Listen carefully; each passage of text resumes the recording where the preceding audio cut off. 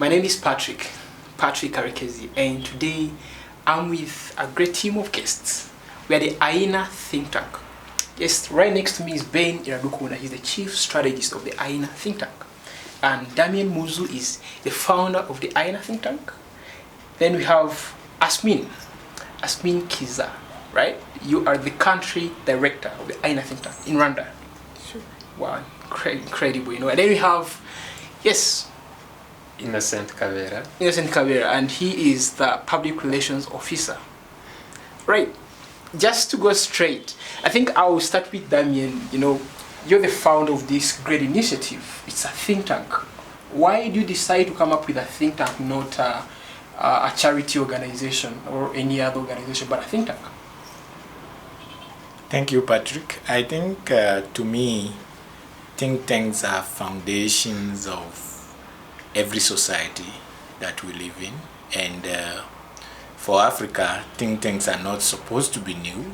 And for the brief history that most people run away from is that people think Africans started learning about development, about governance, and about all this theory that comes from without to Africa, from colonization to the other dimensions of the kind of state and affair we have today, that it was brought to Africa, and Africans themselves didn't have a way to govern themselves, to educate themselves. Education was kind of something we see as coming from without, not kind of something we possessed before. So to me, we can have a sustainable society, a very developed environment, while our kids are not aware of the root causes of things. And the role of a think tank is to study the root causes. The way you have those design thinking classes, that's really a product of the think tank's work. So a think tank has to help those people to understand. That's why we stand for research, advocacy, and training. So we do research about our past, our history, our present, and we project into the future. So for me, it's nothing that is new in Africa, even if we lost it in the process, and somebody have to recover it and bring it back.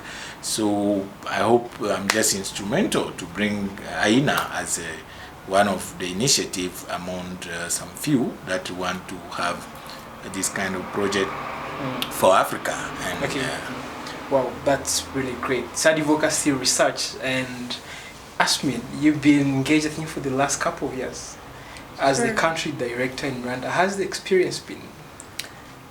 Thank you very much, Patrick.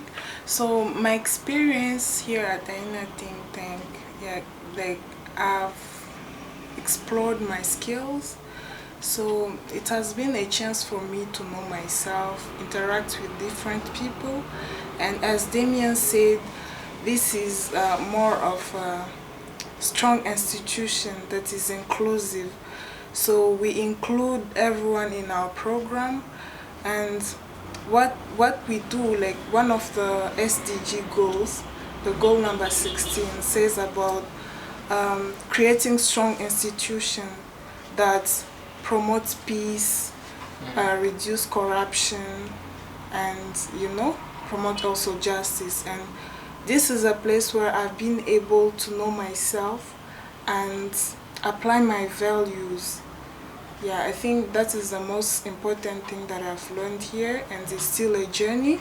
And something else is that it's also give me the chance to serve as a young woman, because if the world think that young people cannot do anything, we can prove them that actually we can do, we can work and give our best. I think that's. And it becomes something very incredible, like seeing you run a big think tank in Kigali, in Rwanda, I want to believe that it's I think the AINA think tank is one of the few that we have here in Rwanda, and one of the few in the world, Very interesting.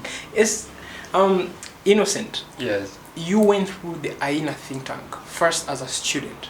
Yes. Learning, just like I did, I also learned from here. And I do believe that there are a lot of things that you've experienced, and would you like to share with us? How unique is the AINA think tank from the rest of the institutions we have around? What I loved about AINA think tank, as I began as a student and Then they had to trust me to include me in the staff. Yeah, before as a student, I didn't know much about what is a think tank in general.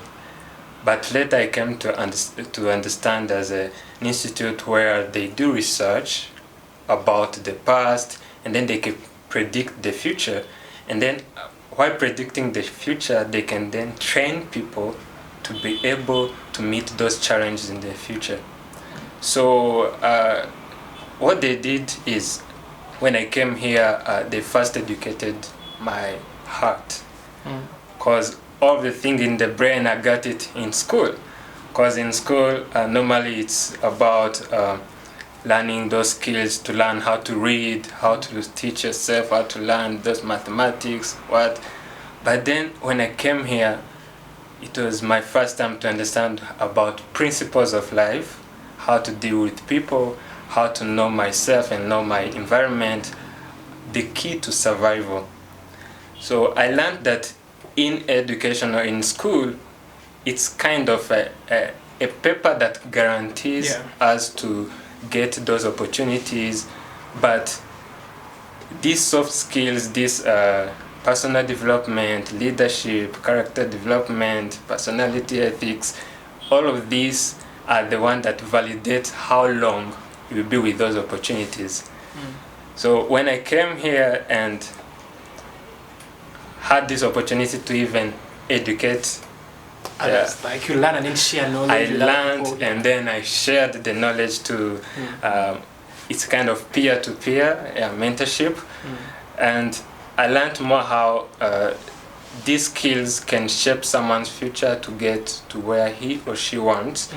And how even think tank, though it's not kind of popular here in Rwanda, but I've learned how they influence these movies that we watch, the media, the documentaries, the public image of some big people, presidents, businesses, that a think tank sit behind.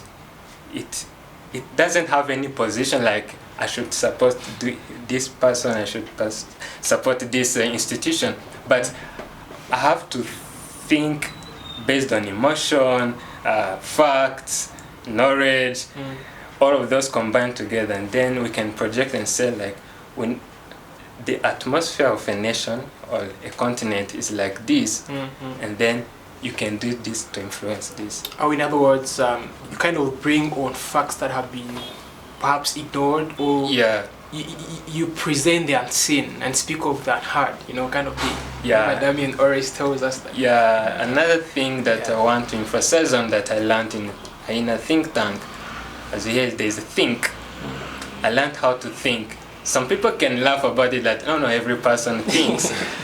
But to think creatively and critically, and there's a problem and you want to solve a problem, or you're in a certain organization or position, you want to make a decision that may impact your life and the life of other people around. So I learned that even reading books, if you cannot read books, then you cannot think. You cannot think.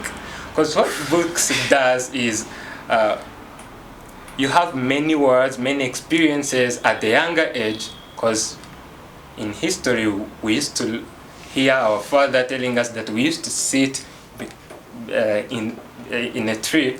So we talk to our grandfathers and they teach us. But in this generation of today, who is sitting with their grandfather? Hardly, those grandfathers, if it's not happening, then those grandfathers, they have wrote books, which you can see here.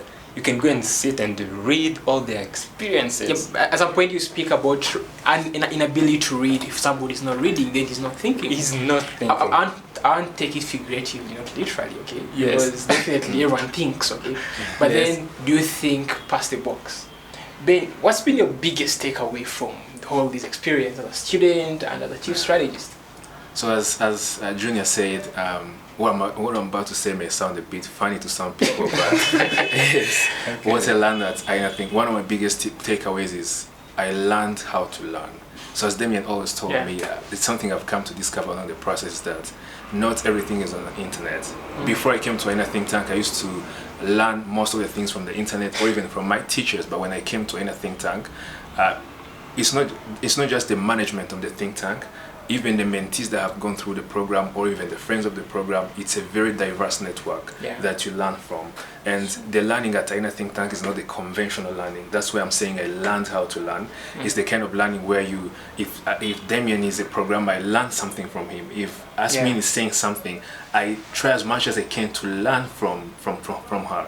And part of how this happens at Aina Think Tank is through mentoring other people. As you mentor somebody else, you also learn from them. So my biggest takeaway is that I learned how to learn. Incredible. Learning how to learn. And Innocent just said that the books have been written by elders, like back in the days, and now the knowledge is out there for us to want to explore. Okay. That means recently I was so impressed, and to say that Osman Toure leaves Gambia. He had scholarship studying different places in the world, from the US to Canada to London, and he drops those. I had him say that I wanted to come to Aina Think Tank. Okay, I just want to understand what persuades someone to leave the country, drop great opportunities, what we think is great, and then prefer Aina Think Tank. I think if you're talking about Osman Toure, he's one of the recent students, but among many students we've received who have come from different countries, from different backgrounds and different experiences. In fact, I don't believe, having had time all that journey with Usman during his presence here, that he's someone who is antagonist to the West or those opportunities that are given to him. I see it in the context of wisdom, and I think the same thing applies to the reality we can see on the ground today with parents who believe that my son has to go and study in a foreign branded school, which are generally, École Belge, École Française, École Britannique, École Anglaise, American school, whatever name. And then after they finish studying the curriculum of a foreign country and their history and everything, then they go to those countries and pursue their university to come and lead whom? The question come back again to one time I heard President Kagame saying that some people come and take our kids and say they should learn leadership abroad and come and lead whom, because they don't consider the reality on the ground. So here is a child who will leave his own country and go to some countries where he has never, he never really belong, and try to learn things that are foreign to his realities. You don't know even the basic cities, your own village, in your own country. And then you come back, you say you are a leader because you study from some countries. I think that things have been part of the problem for African generation. And you see, Usman Toure is a Pan-Africanist, a young person who really wants to bring some light to certain reality.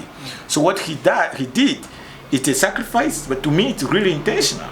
And that is the true love for the continent of Africa that he has shown. And love it's something that should be unconditional. Yeah. Love should not be conditional. And love implies selflessness. And that's what he did, because like most young people who want to even die in the sea to get to Europe, and he gets opportunity to go to many of these countries, and he said, no, have I known about Africa at first?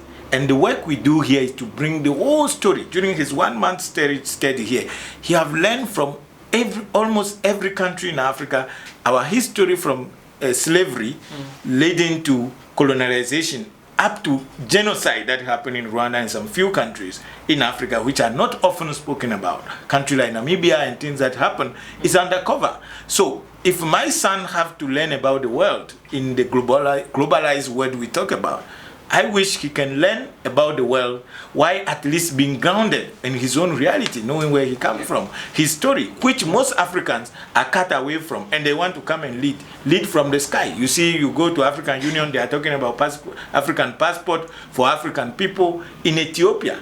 While to go to Ethiopia, you need a passport. You can't go there with the ID, and you need a visa. And these are foreign to the real people that you lead, 80% of the population who doesn't sometimes even have a birth certificate. While flowers are having birth certificate in some countries, even in Kenya, you have dogs and pets that have birth certificate and ID card, and human beings who are born because they can go to hospital to give birth, they are born at home. And now without tackling those problems, so I think Yuval will tell you that we have a useless class of leaders. It's not only in Africa, it's the whole world. So today, I think young people like Toure, whether they are liked or not, I think the point is they are speaking to something that we've forgotten for so long. And we have to embrace that. And for us, it was a good honor and privilege to have him coming to all that far, making all the sacrifice he made. And we also try to do as much as we can do. And he's happy where he is now. He's continue his journey. And I think we need that for most young African elite and leaders, so that they know, you can fly hard, and COVID have shown us that, but the ground is down, it's not up. So I think that's what had a likelihood that you would drop down and lose every single bit. Unfortunately. And I've listened to Toure give his testimony. Definitely, he is impressed. He had an incredible experience here, and he wished he could come back and have more classes. And all right, you mentioned something so interesting. When you speak of we having to have our story right. What we're getting wrong. There is a lot of conflict happening around Africa. I've heard of SARS, Nigeria. There is something happening in Namibia, in Ethiopia, in different countries. I don't know. Ben, what we're getting wrong currently? There's a lot happening in Africa, just like you said, and I believe part of the blame is to go to our leaders in Africa who are... You're playing blame games, eh? Yeah, that's why I said part of the blame. So part of the blame also goes to us, but why I'm saying part of the blame goes to the leaders is that leaders are accountable for the people they lead. As much as we would like to share the blame with the leaders, but at least they have more power than we do. So, and they influence most of the things that are happening. If the police is mistreating people in Nigeria and the youth and the people of Nigeria are not happy about it, I feel like part of that blame needs to go to the police, because they're the ones that are enforcing the laws. But to some point they are overused, they are abusing their power. So, but again, part of the other blame also comes to we the youth. In some cases, we are also not playing our part. We are also not doing things right as they're supposed to be. The youths, or we the people as well, also need to hold ourselves accountable. We also have a part to play. We cannot hold our leaders responsible for everything. I know they have sworn in to do things, or they have promised to deliver some promises, but we also have a part to play. If we leave all the problems of Rwanda, for example, to our leaders, then we are getting something wrong. We are getting something wrong. That is why we need things like AINA Think Tank, or initiatives which are being initiated by the youth. And we're seeing this in some parts of Africa. In Rwanda, we're seeing so many initiatives by the youth, like Youth Connect, where the youth are coming together, developing projects. So we also need to hold ourselves accountable, not just our leaders. We also need to play our part to get it right. That's definitely. Actually, you realize that these kind of conferences are bringing the youth together across Africa.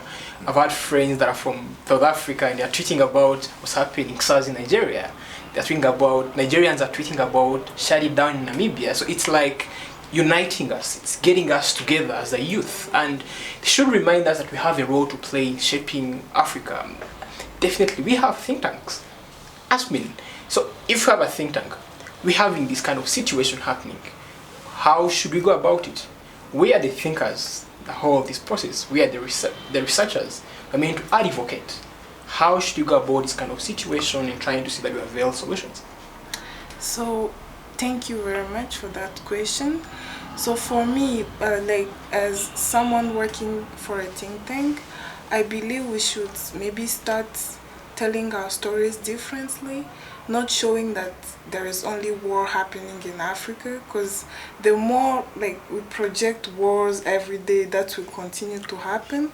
We should try to show also the beautiful thing that Africa has. And yeah, that's what we are trying also to do, not only showing that in this country there is war, in this country, and in fact we are also trying to encourage people to come and visit Rwanda, after what's happened before, but you know, we try to show them, doing the intellectual tourism, showing them that what happened in Rwanda, like things have changed. There are people still believing that the genocide is in Rwanda, but how can we do it so that people believe that Rwanda is a good place, a beautiful place to live in?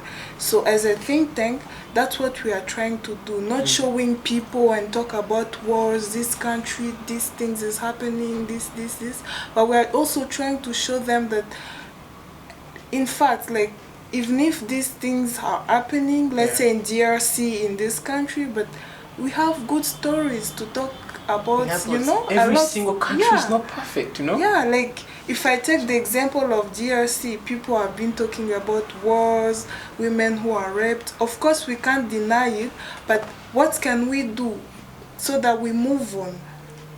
Yes, so I believe that's the role of the think tanks, as we're supposed to research. We bring the history, the things that happened previously in the years, and then we bring the present, and in other words, we bring the facts on the table and run the discussions, yeah?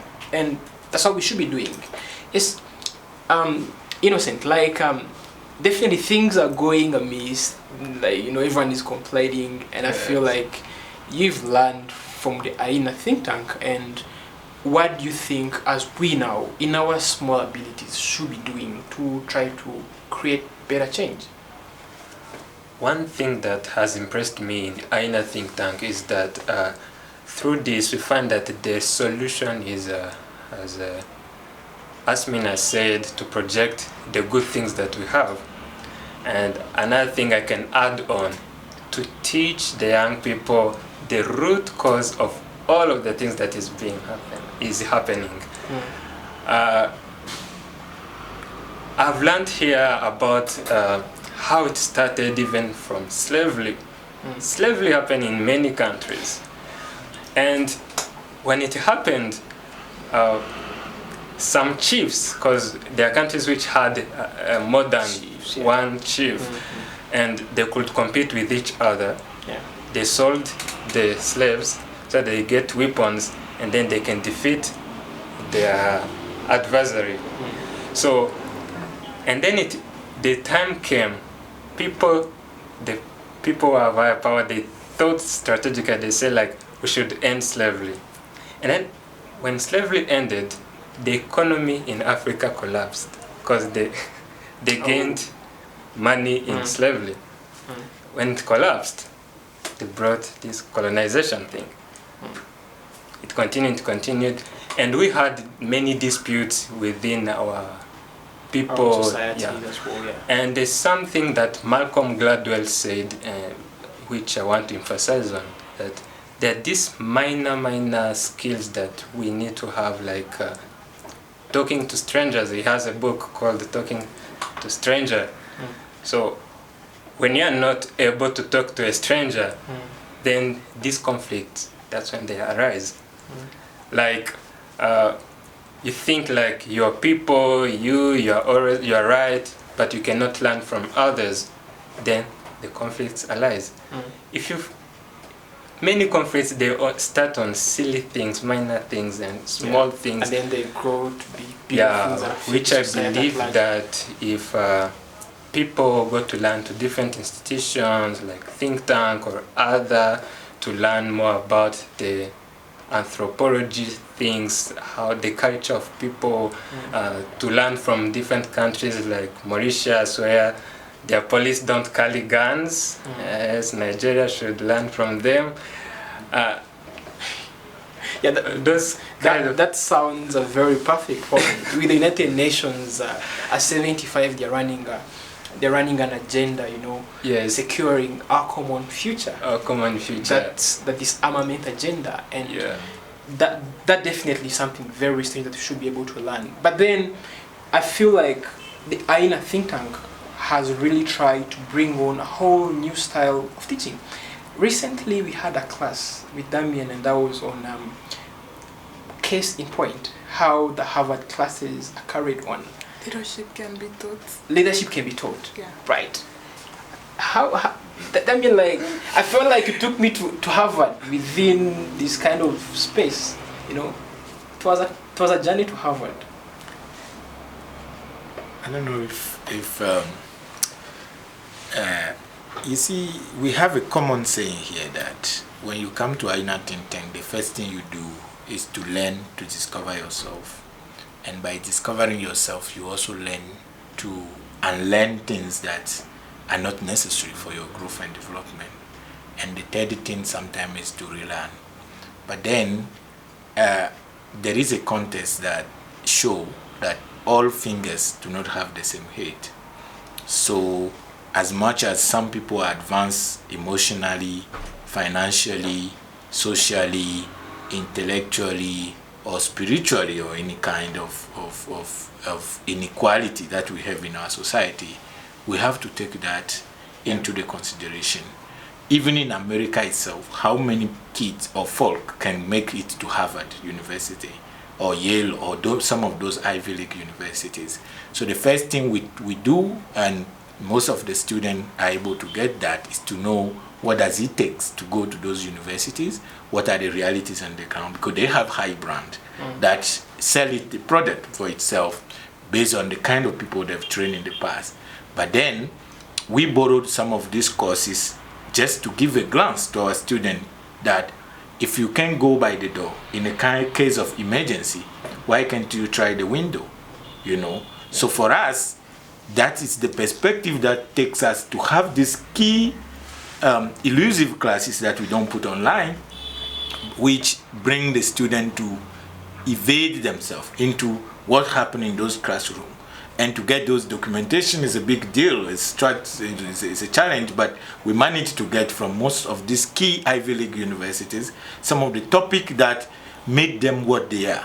And then, even if we can't give it as fully as they do for 7 years courses, but at least we put people on the journey of learning. They become what we call here the lifetime learners. So they can now, because you can't dream of something, again, coming to the foundation and the root of a think tank if you don't have an idea that it existed. You can want to do a research about a topic if you don't know that topic exists. So what happened in Harvard University classroom, which we dealt with, and you've seen how the professor come to the class, what he says, and now the class is literally being led by the student who have paid the money, and they came in different forms. You have students who are 20 years old, and others who are 60 years old, and others who are 40 years old, which means a grandfather with the son and the grandson can be in one classroom and be taught one single same thing, while there are different phases of their life. Because somebody who have 20 years old is just fighting about how to get along with life and get a career and so forth. 40 years old is just about to restructure about what he have done, how far he can go and prepare his retirement. But somebody who is 60 years, really, his ambitions are not really similar to somebody who can be 20 or 40 years old. Maybe he's already retired. If he's in a serious system, he could have been a retired muse if you are 60 years old. So I think those kind of details shows you that the complexity behind the world we live in. And we even Africa, I think we said that, and you saw it in some of Toure's videos, because people think he was a rebel. But in fact, you know, Africa is not an island. We need to learn from others as much as, and the more we discover what happened in those Harvard classroom and those Yale and Princeton, is no different if you ask these people who have taken the course about the root of what we have had in Africa before those development imported came in. It's literally the same. We used to teach people under the trees, and they contribute. It's a kind of sharing, discussing. There's no agenda, you know. It's more of, you know, people want open to learn about the topic that they want to learn about. But now we lost it, and those people have it. It's even the same with sometimes I feel ashamed of some of our indigenous religion that we've thrown by the windows because we thought, oh, they are useless. And yet when you take the stairs and you go to certain level of high level in certain high religions, you feel that there's nothing much different than the things we have at the ground that we have ignored because we were told it's wrong. And I believe if it is a black man in Nigeria somewhere who started a mobile phone or aeroplane, they would have said it's witchcraft. Nobody will ever take it or nobody will ever use it to make a call. But because Muzungo did it, it validated. So I think these are reality we have to face and know that what have happened in the Western world, it has some advantage that we can pick for, but we don't need it all. And we already have our own foundation. Yeah. So that's how we mess the African realities with what they have in those top universities, and then we keep it to those who afford to come in here, and then they are able to get what they have to get, and we don't need to shout about it, at least at this stage. Yeah, I was reading a case study recently, I think in one of the European countries, and it looks like they're trying to adopt the teaching of students under trees without walls. Well, for us, we are putting up walls. For them, they are moving outside. Becomes so weird that they adopting what we dropped, just like you said, you know. They should be encouraging us to get back to our roots, you know. In other words, we should do what we are supposed to do from our context. We're turning to the end, starting with Innocent. What should every single young person out there do in order to contribute to creating a better society using their different potentials, just having experienced the AINA think tank? The first thing, I think every person, because they know person who is old enough not to learn, or the younger person to lead. So what I could advise is to eliminate this kind of entitlement, to think that someone above there is the one who is supposed to create change. But they should have this self-esteem that I too, to be in this world, I can contribute, I can make some change. As Gandhi has said, I want become the change I want to see. Yeah. So if there's something that you think you see that is not going very well, you can contribute something, even if it's not big, you can do something. So if you want to depend on people in this world, but if you want to survive and create change, be independent first. Be the change you want to see. Yes. So take responsibility. And take responsibility. Wow. Great. Ashwin, what do you think? So I wish you could have started with me, because Junior has stole my mind. And I just wanted to add on what he said. As I said earlier, that if the world around us believe that young people are not mature enough to make change, we should prove them that we can, and we can actually give the best, you know. And something else that I want to add on what Junior said is that we should start with the little resources that we have. We should not wait for the maybe government and complain a lot, the government is not doing this. But what are you doing yourself? I think that is the most important thing. Question. Because you see a lot of people complaining, the government, this, and this. But we are the government, you know. Yeah, but yeah, sure. And people will try to run away, going abroad, and while blaming the government for maybe your own problems, you are blaming someone else.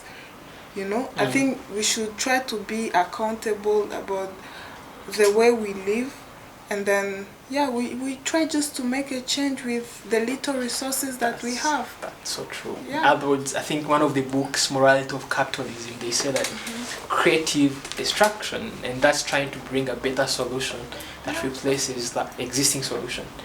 In other words, we should try to tap to our potentials, unleash our skills, and make change. Ben? Yes, I'm afraid there is not that one thing you would tell to the youth. I feel like there are so many things, because we live in a rapidly changing world where uncertainty may end up becoming the new norm. So whatever I would say to the youth, I would also say to myself, is to be mentally flexible enough to learn every time, learn from every opportunity.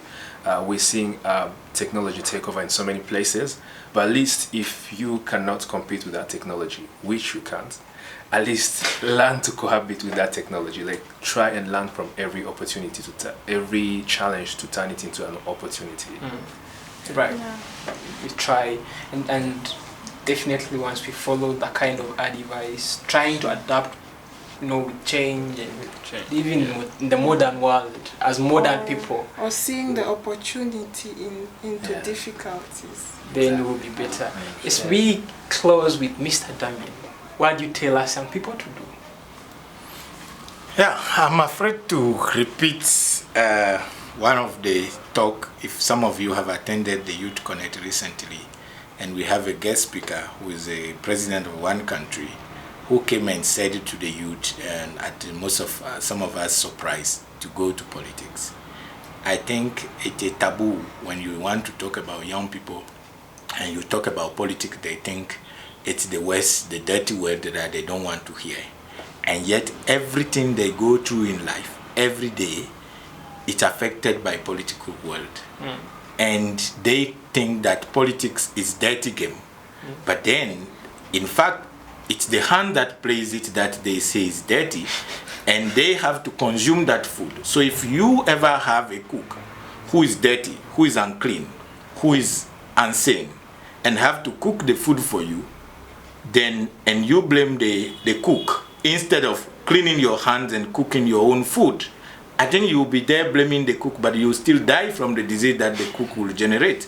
So in my context, I think young people have to become intentional about these things and say that I don't have to be in power, because politics, when we talk about it, is a matter of power and so forth, but they have to find a way to be engaged and to be involved, because if they put the mystery around politics as is a place of killing, is a place of dirty game, and nobody should go there, when they hear politics they run away. To me, I think those few I've had experience with, I tell them you have to get involved. There is a time in your life where you have to be activists.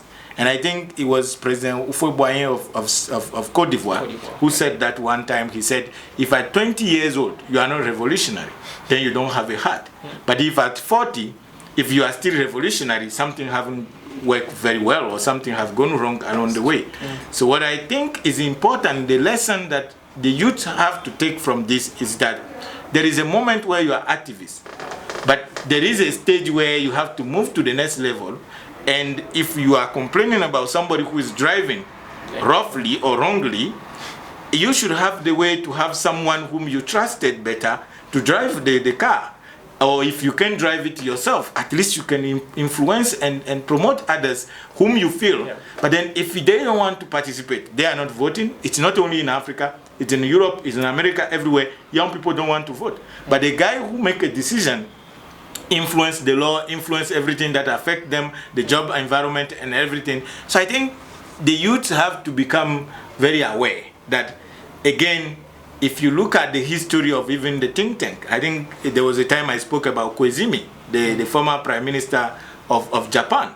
That man became that perfect, unbelievable prime minister and politician because he was sent to a think tank to train him. Everything you can learn it. If you dedicate 2 hours every day about a topic you are passionate about, within some time, you become an expert in it. You don't have to have a degree or paper for it, but you can become an expert in it. And this guy have learned about politics and became a very fine politician. But his ancestors were the founders of Yakuza, that famous, gangs group in Japan. And the father became a businessman. But you realize that however much successful he was in business, he can't work so well because business are still influenced by politicians. I don't name any country, but if you are a businessman, however powerful you are with your money, with your growth, and you have a problem with someone who have the power, he will break you down, he will finish you, and then you just have your eyes to cry. And if that is the case, then they decided at some point that we have to have our grandson to become a politician so that we have the overall power. So they have the mafia power, they have the business power, and they have the political power. We can have them all. So saying that to work, in order to go fast, you have to go alone, and in order to go far, you have to go together. Why can't we do both at the same time? Like walking fast and far at the same time, because Africa is late, and we are late, and somebody who is late does not, delay, and now we are sleeping. Because that's the unfortunate thing about us. We are late and we are sleeping, fighting neighbors, complaining about issues that are no addition values to our reality and our development. So I think the youth there, they have to grab it, and there is no rule that anybody have to put on them. There is a book I wish they should read that some of my staff are reading now. It's called No Rule Rules. It's written by this guy of Netflix. They spend their time on Netflix watching the video. They should also read the book.